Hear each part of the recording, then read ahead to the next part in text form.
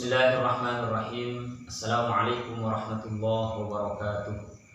Alhamdulillahirabbil alamin wa afdhalus salati wa atammut taslim ala sayyidina Muhammadin fakhril anbiya'i wal mursalin habibi rabbil alamin wa ala alihi wa ashabihi fi kulli waqtin wa hin. Allahumma arinal haqqa haqqan warzuqna ittiba'ah wa arinal batila batila warzuqna ijtinaba waqti'adah. Allahumma 'allimna ma yanfa'una wanfa'na bima 'allamtana wa zidna 'ilman wa fiqhan wa ikhlasan fid din bi rahmatika ya arhamar rahimin. Allahumma la sahla illa ma ja'altahu sahla wa anta ya hayyu ya qayyum taj'alul hazna idza syi'ta sahlan sahla.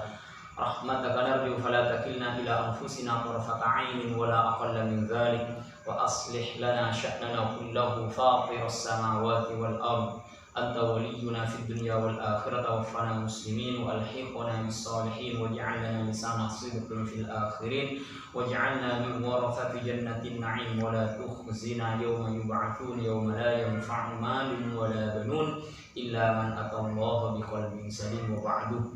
Faya wahhab alhimna as-sawab wa jannibna az-zalal wal khata' wal nisyan. Bismillah wa subhanallah walhamdulillah wa la ilaha illallah wallahu akbar. ولا حول ولا قوة إلا بالله العلي العظيم عدد ما كتب ويكتب أبد الآبدين ودهر الداهرين. اللهم يا فتاح افتح علينا فتوح العارفين ووفقنا توفيق الصالحين وهب لنا ما وهبته لأوليائك المقربين واجعلنا منهم وفيهم ومعهم برحمتك يا أرحم الراحمين. Yang saya hormati dan takzimi seluruh para guru, para dosen pengampu mata kuliah dan Sivitas Akademika Universitas Muhammadiyah Surabaya, wabil khusus pengampu mata kuliah metode penelitian yang mulia Bapak Dr. Arfan Ammar MPDI. Semoga oleh Allah Subhanahu wa taala diberikan kesehatan yang sempurna dalam keadaan ketaatan dan ketakwaan kepada Allah Subhanahu wa taala, dan selalu diberikan kemudahan dalam segala urusannya, serta diberikan kesabaran dalam membimbing kita mahasiswanya untuk menggapai kesuksesan dan kebahagiaan dunia dan akhirat, tentunya dengan ridha Allah Subhanahu wa taala. Amin.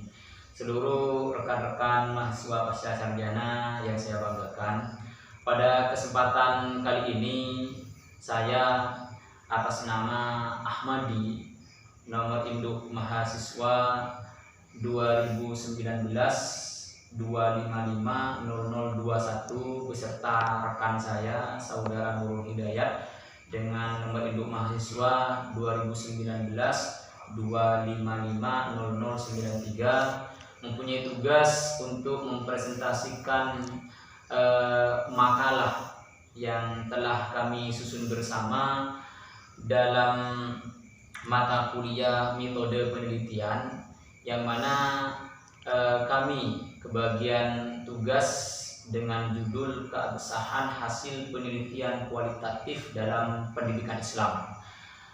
Maka saya sendiri mengawali presentasi ini yang nantinya akan dilanjutkan oleh saudara saya, saudara Nurul Hidayat, untuk sama-sama andil mempresentasikan makalah yang kami susun bersama.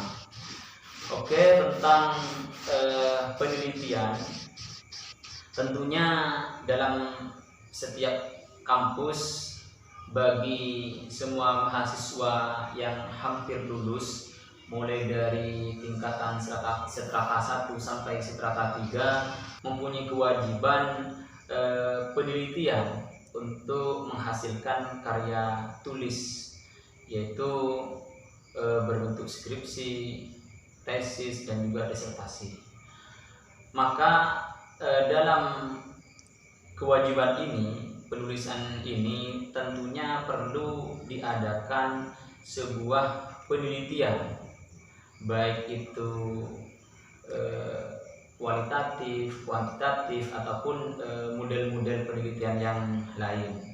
Dan tentunya dalam penelitian ini bagaimana nanti hasilnya benar-benar autentik benar-benar diakui keabsahannya sebagai sebuah hasil penelitian. Apalagi karya tulis atau kewajiban yang dilaksanakan dalam penelitian ini bukan sekedar karya tulis wajib lulusan S1 yaitu skripsi yang hanya menjelaskan tentang teori, akan tapi sudah masuk pada ranah menguji teori untuk lulusan pasca sarjana. Maka tentunya dalam hal ini benar-benar diperlukan hasil yang benar-benar sah, tidak ada penipuan data, manipulasi data, penggelembungan data, dan bentuk-bentuk kecurangan yang lain. Maka dalam hal ini saya akan memaparkan tentang keabsahan hasil penelitian kualitatif dalam pendidikan Islam. Pengertian validitas penelitian kualitatif. Kenapa ini harus dibahas dan ini penting? Karena prinsip dalam sebuah penelitian itu atau sebuah argumen jelas. Wa in kunta nafiran fasihah wa in kunta da'iyan fadri. Adapun untuk pengertian validitas penelitian kualitatif adalah validitas merupakan derajat ketepatan antara data yang terjadi pada objek penelitian dengan data yang dapat dilaporkan oleh peneliti. Jadi antara hasil yang diajukan dengan objek penelitiannya tidak ada kesimpang siuran, sama. Dengan demikian data yang valid adalah data yang tidak berbeda antara data yang dilaporkan oleh peneliti dengan data yang sesungguhnya terjadi pada objek penelitian. Nah, untuk validitas ini perlu diadakan pengujian apakah hasil penelitian tersebut benar-benar valid atau tidak. Maka perlu adanya pengujian validitas penelitian. Uji kredibilitas data atau kepercayaan terhadap data penelitian kualitatif antara lain bisa dilakukan dengan memperpanjang pengamatan, peningkatan ketekunan dalam penelitian, triangulasi, diskusi dengan teman sejawat, analisis kasus negatif, dan member check. Dari sekian cara yang bisa dilakukan untuk uji kredibilitas ini akan kami jelaskan satu persatu. Yang pertama bisa dengan cara perpanjangan pengamatan. Perpanjangan pengamatan adalah upaya melakukan pengamatan, wawancara lagi dengan sumber data yang pernah ditemui maupun yang baru ditemui. Dengan ini berarti hubungan peneliti dengan sumber data akan semakin terbentuk support. Ada tarik ulur, semakin akrab, semakin terbuka, saling mempercayai, sehingga kemungkinan informasi disembunyikan dapat diminimalisir. Itu yang pertama. Yang kedua, untuk menguji kredibilitas ini adalah dengan cara meningkatkan ketekunan. Untuk meningkatkan ketekunan peneliti dapat dilakukan dengan cara membaca berbagai referensi, buku, hasil penelitian terdahulu, dan dokumen-dokumen terkait dengan membandingkan hasil penelitian yang telah diperoleh. Dengan cara demikian maka peneliti akan semakin cermat dalam membuat laporan yang pada akhirnya laporan yang dibuat akan semakin berkualitas. Selanjutnya yang ketiga, uji kredibilitas ini bisa dilaksanakan dengan cara triangulasi. Ini sangat penting dalam ujian kredibilitas ini. Dalam menguji kredibilitas lebih penting daripada dua poin pertama yang barusan, yaitu triangulasi. Triangulasi adalah dalam pengujian kredibilitas ini diartikan sebagai pengecekan data dari berbagai sumber dengan berbagai cara dan berbagai waktu. Kalau bisa saya bandingkan cara yang seperti ini dengan teori pengujian ilat dalam analogi dalam usul fikih, maka di situ dikatakan as-sabru wat taqsim. Sebelum dilanjutkan tangkihul mana dan pada akhirnya berujung pada tahqiqul mana. Triangulasi ini bisa menguji kredibilitasan data yang didapatkan dengan berbagai macam cara, yaitu ada triangulasi sumber, ada triangulasi teknik, dan juga ada triangulasi waktu. Triangulasi sumber yaitu triangulasi sumber untuk menguji kredibilitas data dilakukan dengan cara mengecek data yang telah diperoleh melalui beberapa sumber, data yang sudah dianalisis oleh peneliti sehingga menghasilkan suatu kesimpulan yang sudah disepakati. Yang kedua, triangulasi teknik. Triangulasi teknik untuk menguji kredibilitas data dilakukan dengan cara mengecek data pada sumber yang sama dengan teknik yang berbeda, dengan cara yang berbeda. Untuk menguji kredibilitas data dilakukan dengan cara mengecek data kepada sumber yang sama dengan teknik yang berbeda, bisa melalui wawancara, observasi, ataupun juga dokumentasi. Adapun triangulasi yang ketiga yaitu triangulasi waktu. Data yang dikumpulkan dengan teknik wawancara di pagi hari pada saat narasumber masih segar dan fresh akan memberikan data lebih valid sehingga lebih kredibel. Selanjutnya dapat dilakukan dengan pengecekan dengan wawancara, observasi, ataupun teknik lain dalam waktu dan situasi yang berbeda. Adapun untuk cara selanjutnya dalam uji kredibilitas ini akan dilanjutkan oleh teman saya, saudara Nurul Hidayat, dan sekian yang dapat kami sampaikan. Hal-hal yang berkenaan dengan pembahasan yang kami sampaikan, jika ada yang kurang jelas, maka teman-teman bisa menindaklanjuti pada makalah yang telah kami susun bersama, atau bahkan bisa langsung ke buku pegangan utama dalam penyusunan makalah ini, yaitu bukunya Profesor Dr. Sugiono. Sekian, semoga ada manfaatnya, dan untuk selanjutnya akan dilanjutkan oleh saudara Nurul Hidayat. Akhiran hadanallahu wa iyyakum ila ma fihi salahul islam wa izil muslimin wa lima yuhibbu wa yarda. Amin. Wassalamualaikum warahmatullahi wabarakatuh. Assalamualaikum warahmatullahi wabarakatuh. Alhamdulillah, wassalatu wassalamu ala rasulillah wa ala alihi wa sahbihi wa mawala wa ba'du. Yang saya hormati dosen pengampu mata kuliah metode penelitian pendidikan Islam, yang mulia Bapak Dr. Muhammad Arfan Muammar, dan juga seluruh teman-teman di Pasca Sarjana Pendidikan Islam Universitas Muhammadiyah Surabaya.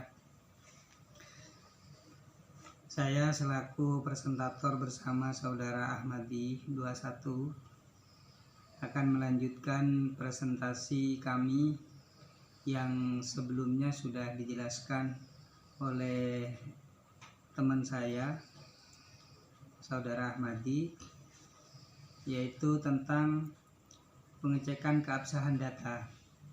Jadi pengecekan keabsahan data ini dapat diuji melalui 4 pengujian. Yang pertama uji kredibilitas, kemudian yang kedua pengujian transferability, yang ketiga pengujian defendability, dan yang keempat confirmability.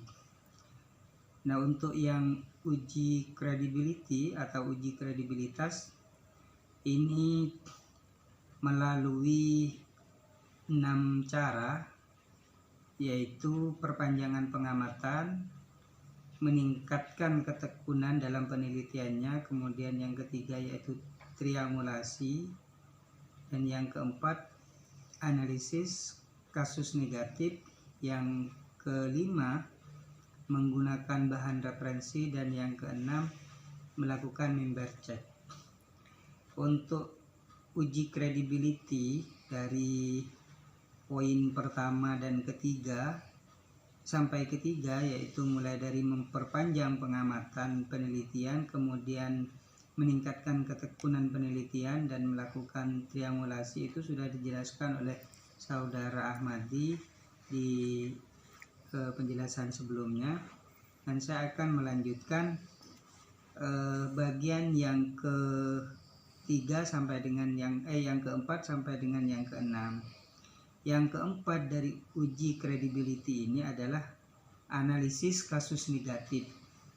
Analisis kasus negatif ini adalah melakukan penelitian terhadap keadaan yang tidak sesuai dengan apa yang telah dia temukan dalam penelitiannya. Maka jika nanti sudah tidak ditemukan lagi suatu kasus atau kejadian yang tidak sesuai dengan apa yang sudah dia temukan dalam penelitiannya, berarti itu sudah absah penelitiannya, sudah dianggap benar. Tetapi apabila dalam kasus negatif ini masih ditemukan kasus lain yang justru tidak sama dengan penemuan yang semula, berarti itu penemuan yang pertama itu masih belum bisa dipercaya. Nah, kalau itu sangat tajam sekali perbedaannya, berarti nanti bisa dilakukan perubahan dalam penelitian itu. Karena bagaimanapun penelitian ini harus betul-betul akurat dan harus betul-betul sesuai dengan sumber data yang ditemukan di lapangan. Kemudian selanjutnya bagian dari uji credibility ini adalah menggunakan bahan referensi. Jadi dalam melakukan penelitian itu harus dibuktikan dengan bahan-bahan referensi, semisal foto ketika melakukan wawancara dengan pemberi sumber data, atau rekaman, kemudian laporan-laporan yang dokumen-dokumen yang menjadi oret-oretan dan lain sebagainya. Itu sebenarnya sebagai bukti bahwa peneliti telah betul-betul melakukan penelitian dan mendapatkan sumber langsung dari pemberi data dalam melakukan penelitiannya. Kemudian yang ke-6 atau yang terakhir bagian dari uji credibility ini adalah member check, melakukan member check. Melakukan member check ini adalah mengecek ulang data yang telah didapatkan oleh peneliti kepada pemberi data. Jadi dipastikan, dikonfirmasi ulang apakah data yang didapatkan oleh peneliti itu betul-betul sesuai dengan data yang diberikan oleh pemberi data. Termasuk juga kepada orang-orang yang satu kantor misalnya dengan orang yang memberikan data tadi. Kemudian yang kedua dalam upaya pengecekan keabsahan data ini yaitu pengujian transferability. Kalau tadi itu adalah uji credibility, yang kedua adalah pengujian dengan cara transferability. Pengujian dengan transferability ini adalah yaitu peneliti betul-betul menguraikan hasil penelitiannya dengan jelas, dengan detail, sehingga orang yang membaca hasil penelitiannya menjadi jelas dan menjadi paham, sehingga dia mengerti dan dia bisa bisa memutuskan apakah hasil penelitian, bisa meyakinkan apakah penelitian ini mau dia terapkan di tempat lain. Makanya peneliti itu harus betul-betul menguraikan dalam konteks penelitian kualitatif, harus betul-betul menguraikan dengan jelas, dengan secara sistematis dan juga detail dari apa yang dia temukan dari hasil penelitiannya. Kemudian yang ketiga yaitu pengujian dengan cara defendability. Pengujian dengan cara defendability ini maksudnya dilakukan audit. Jadi dilakukan audit terhadap keseluruhan proses penelitian oleh auditor. Auditor itu bisa pembimbing dalam hal penelitian skripsi atau tesis dan lain sebagainya. Jadi hasil penelitian itu harus diaudit dulu oleh orang yang tentu ahli dan berpengalaman dalam hal ini. Jadi tidak sembarangan.